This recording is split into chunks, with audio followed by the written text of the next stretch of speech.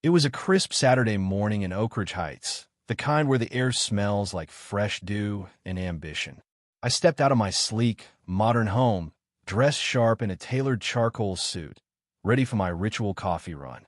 I'm James Harper, a 35-year-old black corporate lawyer who fought tooth and nail to become senior partner at Harper Vostone.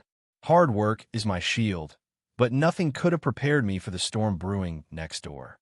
As I strolled toward my car, a whiny voice sliced through the quiet. "Hey, black guy." I turned to see a scrawny, blonde 20-year-old clutching a lawnmower like it was his birthright. This was Tyler Grayson, the entitled son of my neighbor, Susan Grayson, in a ratty tee and cargo shorts. He flashed a smirk that screamed trouble. "Me?" I asked, playing dumb to gauge him. "Yeah," Tyler sneered, oozing arrogance. "Mom says your kind's great at yard work. Since you're just standing there, mow my lawn." I let out a dry laugh, not because it was funny, but because the kid's nerve was unreal. "Kid, I'm your neighbor, not your gardener," I said, keeping my cool. His grin widened, like he'd rehearsed this. "Oh, I know you're the lawyer," he mocked, air quoting like I'd claimed to be a king. "Mom says that's just what you people say to sound important. Trim the hedges, too."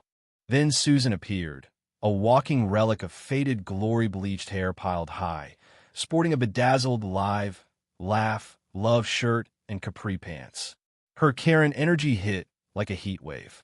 "Tyler found you," she chirped, clapping like she won a raffle. "We need help, and don't worry, I've got some casserole leftovers for you." I gripped my keys to keep from laughing. They were dead serious, assuming my blackness meant I owed them labor. "Mrs. Grayson," I said, voice steady, "I'm a Yale law grad who specializes in discrimination cases, not your landscaper." Tyler scoffed. "Yale? Sure. And I'm a prince. Admit you need the gig." His calm, calculated racism sent a chill down my spine. Every slur landed like he was reading the weather.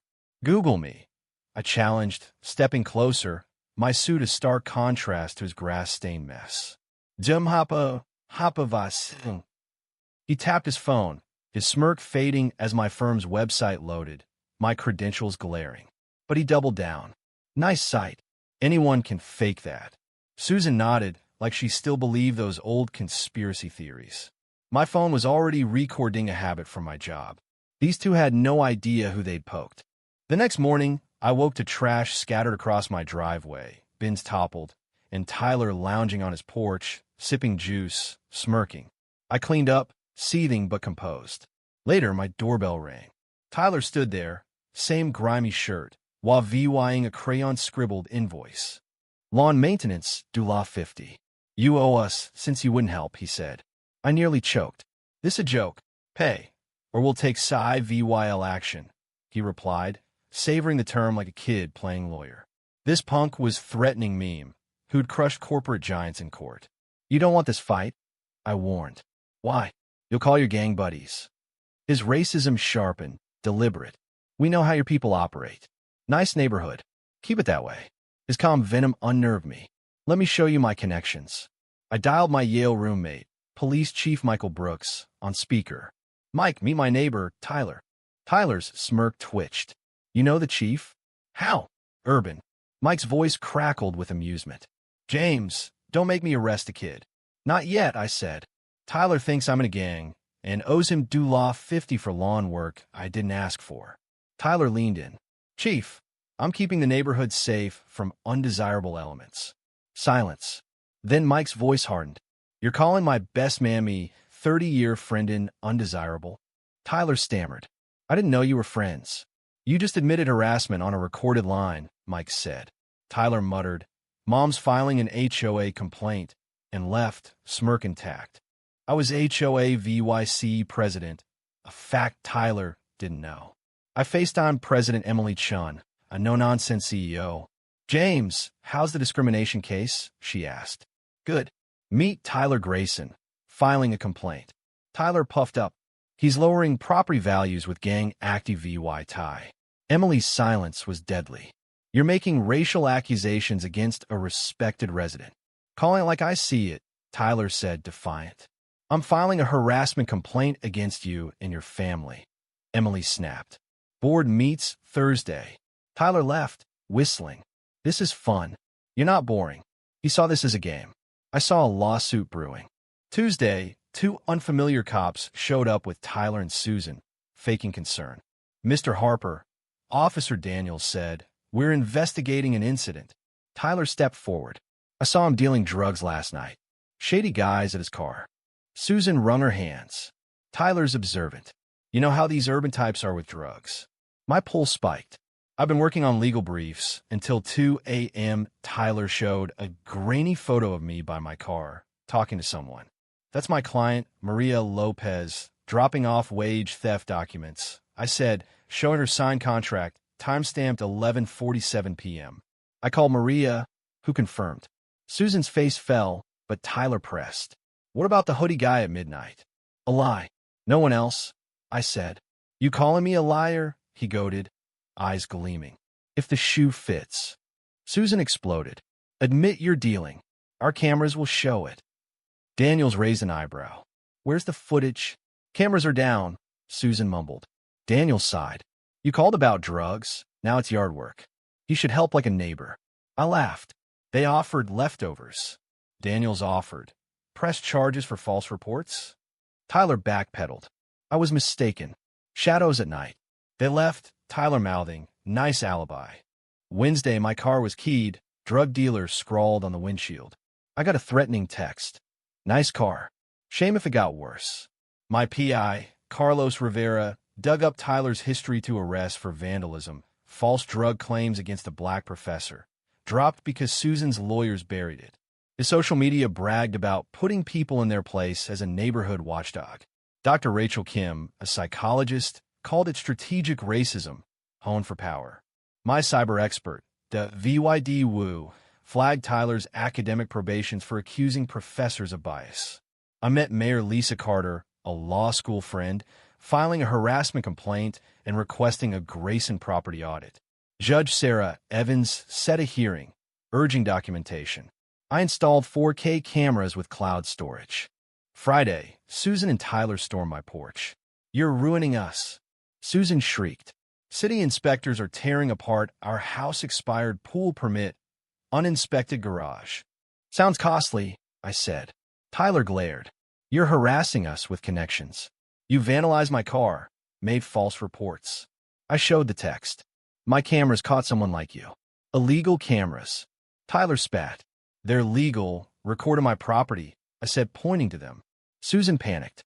"You're recording now. On my land," I confirmed. "Your mother raised you to think destruction's fine. He's keeping the neighborhood safe from your kind." Susan raged, then caught herself. "Lawyers, I mean." "Play it back," I said. "It's saved." Tyler's eyes were pure calculation. "What do you want to live in peace?" They left. Carlos found Tyler's online forums coaching defensive community action, harassment tactics. He called me his project. Saturday, Tyler's sister, Chloe, showed up with a folder.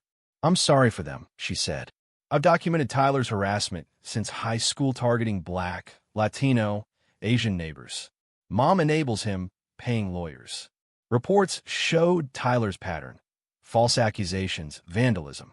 "You're the first to fight back," Chloe said. "He's escalating.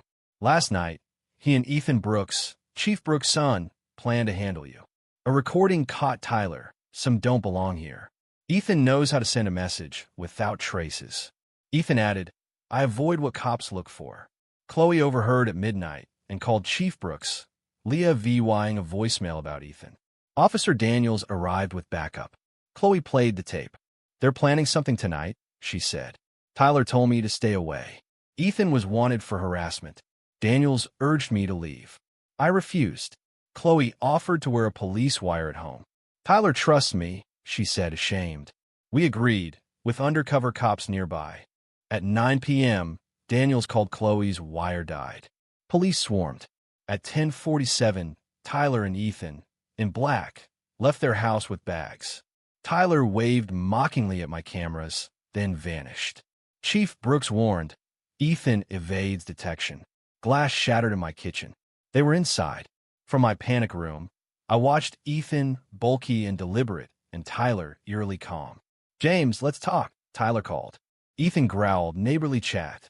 I boomed via intercom. Police are 3 minutes out. Tyler laughed. Dramatic. Ethan spread accelerant. You'll burn your house for insurance fraud. Tyler's your witness. Tyler set up a camera. I played Chloe's recording across every screen. Your sister recorded you, I said. Ethan spun. Your sister set us up? Tyler raged. Chloe wouldn't. She's with the police, I said. Tyler snapped, pouring accelerant, screaming, I'll burn it all. Ethan tried stopping him. Not the plan. Tyler shoved him, flicking a lighter. Goodbye, yell. Police burst in, Chief Brooks leading. Freeze. Tyler stood, lighter raised. Ethan surrendered. Chloe appeared. Stop, Tyler. You've destroyed yourself. Tyler faltered, dropping the lighter, arrested for arson, vandalism, false reports, harassment. Ethan faced similar charges. Tyler had harassed 7 families over 5 years, his online followers praising his purity tactics. Susan knew, funding lawyers. The city fined them due law $47,000 for code violations. I sued for all 7 families, evidence airtight. Tyler was expelled, Ethan got 3 years, and Susan mortgaged her home. The street became Unity Way, signed by their old house, now owned by a mixed-race family.